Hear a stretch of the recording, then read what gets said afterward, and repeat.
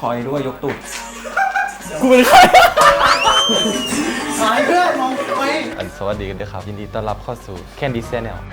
ฉันทำไม่ได้นะแบบนี้ เพราะว่าส่วนตัวไง โอ้ 1 2 3 This is Fomix สวัสดีครับพวกเรา Fomix ครับสวัสดีครับนินจา Fomix ครับ สวัสดีครับแมกกาโฟมิครับ สวัสดีครับพวกซองโฟมิครับ สวัสดีครับจอร์จโฟมิกส์ครับ เย้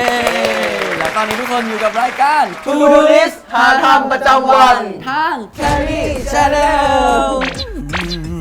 Fomix wanna show you something Why Let's go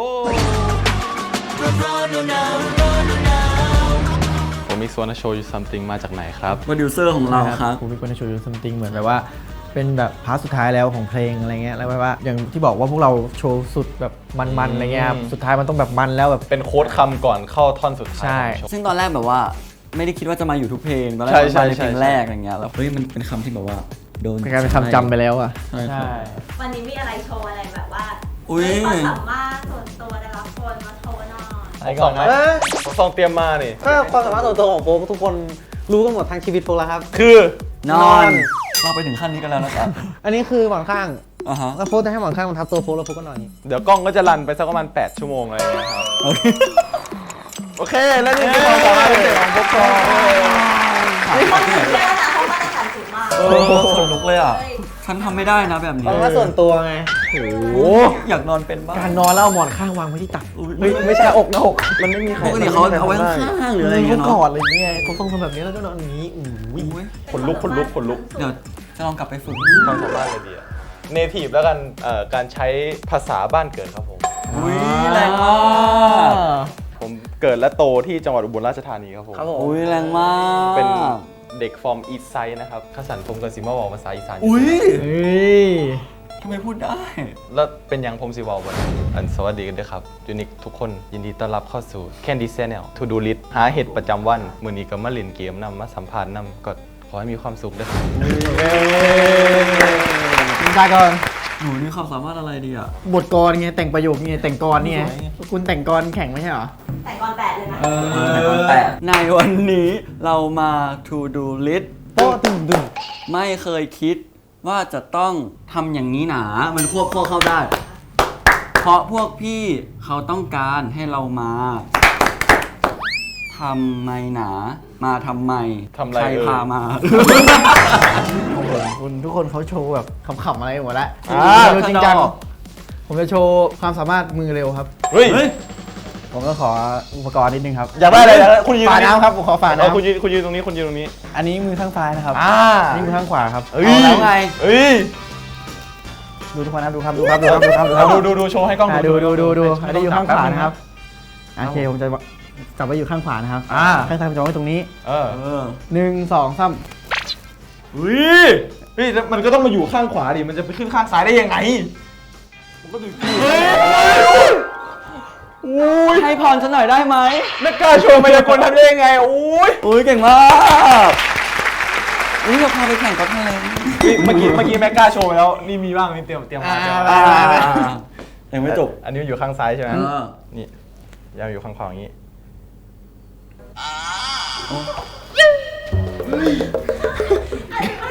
ไปเลยเหรอไปเลยเหรอและนี่ก็คือความสามารถพิเศษของ วันจะโชว์ยูซัมติงของพวกเราครับ ไม่โอ้โห ไม่คาดอะไรเลยไม่ได้สาระอะไรเล ไม่ ย เชื่ออะไรที่ไหนนะจริงๆความสามารถทุกคนแบบมาตรฐานสูงจริง ผมเครียดแล้วคนที่ ๆ จะ เพราะ มา ว่าวันนี้วันนั้นคือซัมติงใช่ไหมวันนี้ก็เลยมีชาเลนจ์มาให้เล่น ก็คือ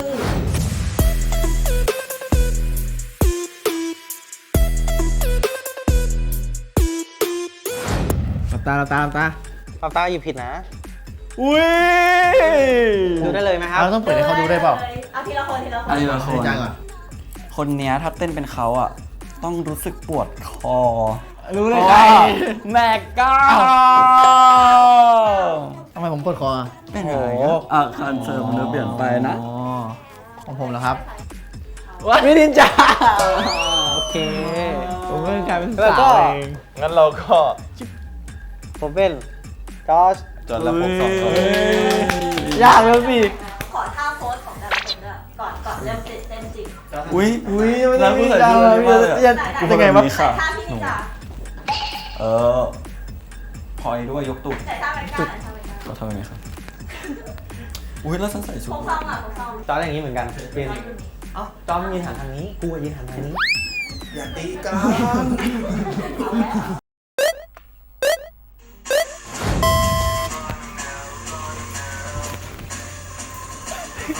ฝั่งนี้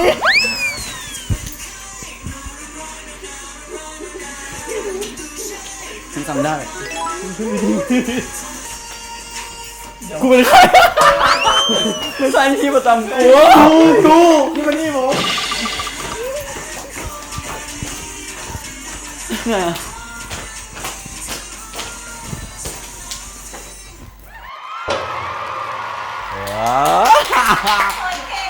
อุ๊ยหนูถูก 80% เลยนะ หนูมั่นใจ รู้สึกว่านินจำได้หมดเลยไม่น่าเชื่อเลยอ่ะเพราะนินใส่ใจคนรอบข้างไงค่ะว่าแบบใครอยู่ตรงไหนอะไรเงี้ย นี่จำท่อนโฟกซองได้เพราะว่าโฟกซองมายืนใกล้เรา จริงๆไอ้นี่ก็โซนอยู่ใกล้นินตลอด เราก็มีแค่4คนมันก็ต้องใกล้กันอยู่แล้วหรือเปล่า สุดยอดเพื่อนเก่งมากไม่เป็นไรเอาใหม่ ไม่เอาใหม่แล้ว ไม่เอาใหม่ เราทำพี่เขาไม่กดกระดิ่งแสดงว่าอะไรแสดงว่าเราผ่านภารกิจ เดี๋ยวเราไปเจอกันต่อกับอีกช่วงหนึ่งนะครับในการสัมภาษณ์นะครับ ครับ ไปเจอกันเลยครับ เฮ้ยโชว์ จะเป็นไข้ร้อนๆหนาวๆร้อนๆหนาวๆอาการจะดูใช่ ครับก็จริงๆก็แบบก็ค่อนข้างเคว้งนิดหนึ่งครับเพราะว่าตอนที่เราเป็นศิลปินอิสระมันก็มีอุปสรรคเยอะอะไรเงี้ยครับเรื่องของการรับงานหรือว่าแบบเราจะทำผลงานเราจะผลิตผลงานออกมายังไงอะไรเงี้ยครับคุยกันเรื่องของแนวทาง ว่าเฮ้ยเราจะยังทำกันอยู่ต่อไปอะไรเงี้ยครับ แล้วมีมาเจอกันแบบ ก็มีบ้าง มีครับส่วนใหญ่จะเจอกันที่ มา ร้าน น่ากินข้าวอะไรเงี้ยใช่ นัดก็มากินข้าวมาคุยงานอะไร ก็ เงี้ย มาคุยกันนั่นแหละค่ะแต่มันก็ต้องอย่างอื่นทำด้วย แล้วคือเราก็มองว่าเนี่ยก็อยู่4คนนี่แหละ ใช่ครับ ยังไงก็ต้องอยู่ด้วยกันครับ เพราะว่า เพราะ5 คนก็ขี้เกียจหาคนเพิ่มเราเนี่ย ถ้าน้อยลงไปกว่านี้ก็จะไม่ครบโฟมิกไง ต้องเป็นโฟม ใช่ค่ะหรือถ้าจะหาคนอีกคนนึงต้องเป็นคนที่ชื่อมิกเพราะว่าเป็น4 คนเลยกับมิก อะไรวะเนี่ยไปไกล น้องลืมเนาะ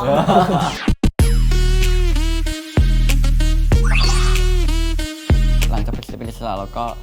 มีการได้รับโอกาสจากพี่กอล์ฟเอฟฮีโร่ครับติดต่อมาอะไรเงี้ยแล้วก็แบบได้แบบไปกินข้าวพูดคุยกันอะไรเงี้ยพี่เขาก็ชื่นชอบในผลงานอะไรเงี้ยครับแล้วก็อยากที่จะแบบสนับสนุนพวกเราอะไรเงี้ยแบบอยากทำเพลงไหมอยากอะไรยังไงอะไรเงี้ยสุดท้ายพี่กอล์ฟก็เป็นผู้นำพาให้แบบมาเจอพี่กึ้งฮะก็เลยได้มาอยู่Phone One Record ผมจำได้ว่าพี่กอล์ฟบอกว่าแบบชอบแบบเพอร์ฟอร์แมนซ์พวกเราอะไรเงี้ยแล้วรู้สึกแบบเสียดายเขาอยากผลักดัน เขาอยากให้ยังทำอยู่ต่ออะไรเงี้ยไม่อยากให้วงนี้หายไป นะครับแล้วเขาก็พูดว่าไม่ต้องอยู่กับเขาก็ได้อะไรเงี้ย พี่จะพาส่งน้องๆไปอยู่ในที่ที่ดีที่สุดเท่าที่พี่จะหาได้ ใช่ครับ จริงค่ะ แล้วเราก็กินชาบูน้ำตาล ไปกินข้าวครับกินข้าว กินข้าวเป็นน้ำตา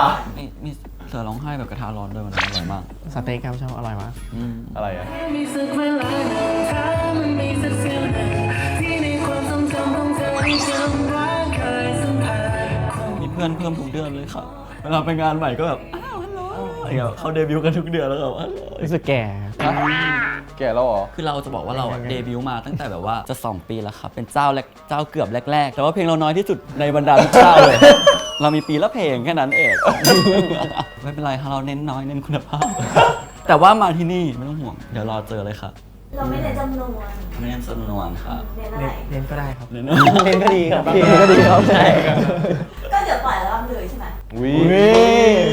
ไม่รู้ครับไม่รู้ไม่รู้ อันนั้นก็เป็นเรื่องของอนาคตครับ ส่วนในอัลบั้มก็ไม่รู้เหมือนกันนะครับ อย่างผมกับพี่ตอมปุยิปเนี่ยก็รู้จักกันมาก่อนอยู่แล้วอะไรเงี้ยแล้วก็แบบเหมือนเดบิวต์มาทีป๊อปเหมือนกันอะไรเงี้ยก็เลยแบบเจอกันก็ทักทายกันอะไรเงี้ยครับมันก็เลยแบบสนิทกันง่ายหน่อย เพื่อนนินอยู่แทบทุกวงเลยครับ ก็ดูเราไปดูเขาบ้างอะไรอย่างเงี้ยครับ อย่างงานโชว์เคสเราก็จะมีเพื่อนๆในวงการทีป๊อปมาดูก็ค่อนข้างที่จะเยอะเหมือนกัน โฟมมีเพื่อนในโฟมอยู่ เพื่อนเขาว่าจะพูดอยู่พี่ทำไมเขาเพื่อนเยอะกันจัง เรามี แต่ว่าก็มีแต่มีไม่ได้เป็นเพื่อนก่อนที่จะ ไม่รู้นี่ก็ไม่รู้จักใครมาก่อน แต่ว่า บบ ตอนนี้ก็มีเยอะเหมือนกันครับเยอะแยะเยอะครับ อย่างเช่น อย่างเช่น นึกไม่ออก ใครวะ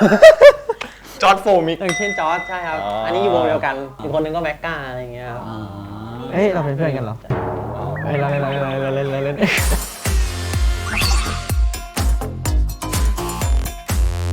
ภาครัฐสนับสนุนมากขึ้นอะไรเงี้ยหรือว่ามีงบประมาณทางด้านแบบ วงการอะไรเงี้ยมากขึ้นมันจะช่วยได้มากๆอย่างที่พวกเราเนี่ยเคยไปต่างประเทศอะไรเงี้ยใช่ไหมครับแบบไปโชว์ที่เม็กซิโกอเมริกาอย่างเงี้ยส่วนมากก็จะเป็นเงินจากทางค่ายหรือทางภาคเอกชนมากกว่าอะไรเงี้ยนินรู้เลยว่าแบบพอไปถึงตรงนั้นมันต้องใช้เงินเยอะมากอะไรเงี้ยแต่ว่าพอไปแล้วมันก็ได้กลับมาจริงๆอะไรเงี้ยครับนี่รู้สึกว่าถ้าเราสนับสนุนตรงนี้ได้มันก็จะเป็นแบบนี่ไม่อยากเป็นซอฟต์พาวเวอร์อาจจะเป็นพาวเวอร์หลักของแบบประเทศไปเลยก็ได้ถ้าเห็นว่ามันไปได้อยากให้ลองลงทุนหน่อยเพราะมันไม่ได้ใช้เงินเยอะแบบพันล้านหมื่นล้านเลยขนาดนั้นกับการที่จะแบบให้ศิลปินคนนึงไปโชว์สเตจที่นึงหรืออะไรเงี้ยมันเงินบางอย่างคือเสียไปมากกว่านี้ก็ยังมีอะไรเงี้ยครับ ถ้าสำหรับจอไลฟ์สไลด์กับโรลเลอร์โคสเตอร์จริงๆแบบขึ้นลงอะไรอย่างเงี้ยครับส่วนตัวจอคิดว่าปีที่ผ่านมาเนี่ยมันเป็นรสชาติชีวิตที่แบบได้ลิ้มลองจริงๆว่าแบบมันขมมันหวานมันเปรี้ยวทุกอย่างมีมาครบอะไรเงี้ยจอมันเป็นปีที่หนักหน่วงมันก็หนักหน่วงที่สุดอะไรเงี้ยครับแต่มีความสุขมันก็มีความสุขที่สุดเหมือนกันหวังว่าหลังจากนี้มันจะเป็นปีที่ดีขึ้นไปเรื่อยๆไม่ได้รู้สึกเสียใจหรือไม่ได้รู้สึกว่าเฮ้ยทำไมถ้าเราทำแบบนี้มันไม่ดีกว่าอะไรเงี้ยผมว่าทุกอย่างมันเป็นสเต็ปไปทีละสเต็ปที่แบบเรียนรู้ชีวิตมากกว่า ใช่ครับ พูดดีมาก โอ้เห็นด้วยจากใจจริงเลยครับ คมมากครับโคตรตึงเลยครับจาน ทั้งปีนี้ก็เจอแบบเหตุการณ์อะไรก็เยอะแยะมากมายครับ หนักหน่วงจริงๆ หนั นะ กหน่วงจริงๆครับแล้วก็เราก็ผ่านมันได้แล้วเราก็กำลังจะได้เริ่มต้นใหม่อีกครั้งหนึ่งเพราะฉะนั้นเราก็จะ ทำให้เต็มที่ เต็มที่แล้วก็ดีต่อไปเรื่อยๆ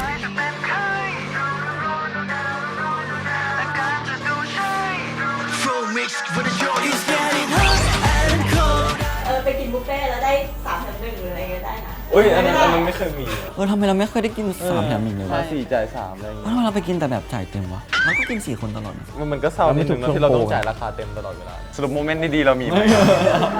เอาอย่างพี่นิจายเงี้ยชอบแบบคิดโชว์ชอบแบบทำคอนเทนต์นู่นนี่ไง มันก็เลยปล่อย มันก็เลยปล่อยเขาทำอันนี้เราเป็นแบบดีเนาะที่วงมีพินจาแล้วอันไหนที่รู้สึกว่าดีเนาะที่วงมีแมกกาอุ้ยเครียดเลยเหรอ เห็นไหมล่ะไหนบอกไม่ชมตัวเองดูมารูปผมพี่ คิดว่าน่าจะเป็นแบบคนที่เป็นวิชวลในสเตจอะไรเงี้ย ใช่ แล้ว โชคดีที่มีแมกกา มันเวลา พูดดี มันอยู่บนเวทีมันใช้มากๆกับแมกกาอะไรเงี้ยครับมัน ก็เป็นผู้ชาย ผู้ชายแท้เพื่อน ก็ย้อนกลับไปได้นะครับว่าแบบใครแปลกอะไรเงี้ยแมกกาชอบชมตัวเองเนี่ย เห็นไหมล่ะ แล้วทำไมวงเราถึงดีคะวงเรา เพราะว่าเขาเป็น the best voice ครับ โอ้โหโคตรดับเลย โอ้โหอันดับ 1 ยืน 1 เสียงสูงถึงสวรรค์ชั้น 7 ทะลุลงไปถึงนรกชั้น 8 แต่ว่า แต่ว่าอะไร ต้องให้โฟกซองตื่นก่อนร้องครับ ใช่ครับ ทุกคนตื่น คน ก่ ผ อน ม ร้อง ด้วยเนี่ย เพราะว่า เอาพูด จอร์ดอะเป็นเหมือนเมนแดนซ์ของวงอะ แล้วพี่นินไม่เก่งกว่าเต่าหรอ ก็เก่งทั้งหมดนี่แหละ อ๋อพวกซองก็เก่งไง ใช่ แต่ฟุกชอบแบบจอร์จเต้นมันมีพลัง คือจอร์จแต่บนเวทีอะตอนซ้อมมันอาจจะเด้งเป้าแบบ ไม่ใช่ตอนซ้อมมันอาจจะเด้งเป้าแค่นี้ใช่ไหมแต่พอเวทีมันแบบอะไรเงี้ย เราโชคดีที่จอร์ดเด้งเป้าแรง เราก็เลยได้มาแรง เด้งยาว ขึ้นคนตรงนี้เป็นโชคดีมากเลยครับที่มีจอร์ดจะได้มีเวดดิ้งเป้าในงานต่อๆไป คือโฟกอยากเด้งเป้าแรงแหละแต่ว่าไม่มีเพื่อนไง อ๋อ เห็น ไม่ จอร์ดแบบ ใช่อันนี้ก็ขยี้ เพราะจริงๆโมเมนต์ของวงโฟมิกอะไรเงี้ยครับมันดีทุกช่วงเลยครับไม่รู้จะเอาอันไหนมาเล่าตอนนี้ก็ดีนะใช่ดีทุกช่วงเลยครับ It's